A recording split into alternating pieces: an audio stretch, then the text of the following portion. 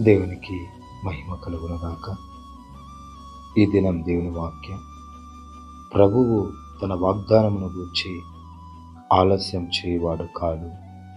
గమనించినట్లయితే కనుక మనం అనేక దినాలుగా దేవుడు చెప్పినటువంటి వాగ్దానాలు ఎప్పుడు నెరవేరుతాయి అని చెప్పేసి, ఎప్పుడు దేవుడు నా జీవితంలో తను చేసిన ఆ వాగ్దానపు మాటలన్నిటినీ కూడా ఎప్పుడు నెరవేర్చుతాడు అని చెప్పేసి మనం ఎదురు చూస్తూ ఉంటాం.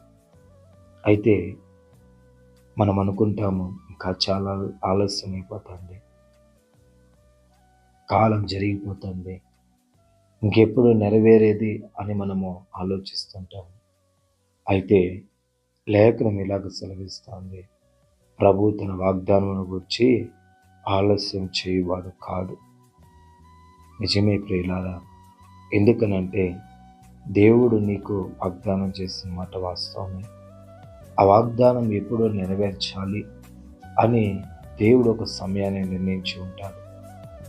ఎందుకనంటే అబ్రహాముకు దేవుడు 75 సంవత్సరాల వయసులో వాగ్దానం చేసి, రమారమ్మి 100 సంవత్సరాల వయసులో దేవుడు ఇస్సాకునిచ్చినట్లుగా, అదే రీతిగా మనం చూసినట్లయితే కనుక ఇక హన్నా తనకి వివాహం ఎంతో కాలం అయిపోయింది, పిల్లలు లేరు, గొడ్రాలుగా పిలువబడుతుంది. అయితే ఆమెకు దేవుడు ప్రామిస్ చేస్తాడు.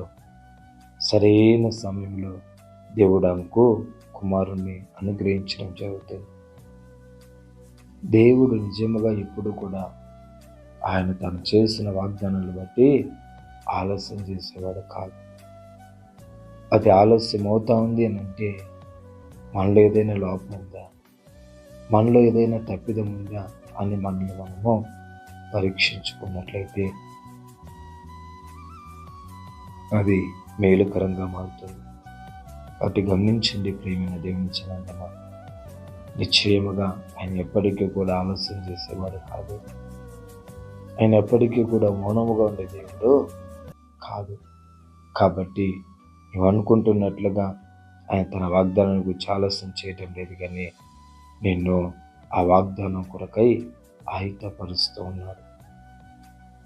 ఆ వాగ్దాన నెరవేర్పు కొరకు నువ్వు ప్రార్థించవలసిన వాడవై ఉన్నావు.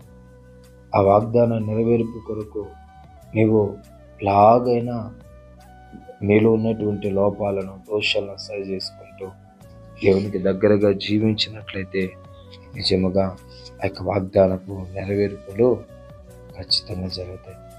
కాబట్టి ఆలోచించండి. దేవుడు ఆలస్యం చేస్తాడని అనుకోక, ఆయన ఆలస్యం మన జీవితం ఆలస్యం అవుతుందని అంటే అది ఒక మేలుకే అని మాత్రం ఎన్నటికీ కూడా మర్చిపోతాను.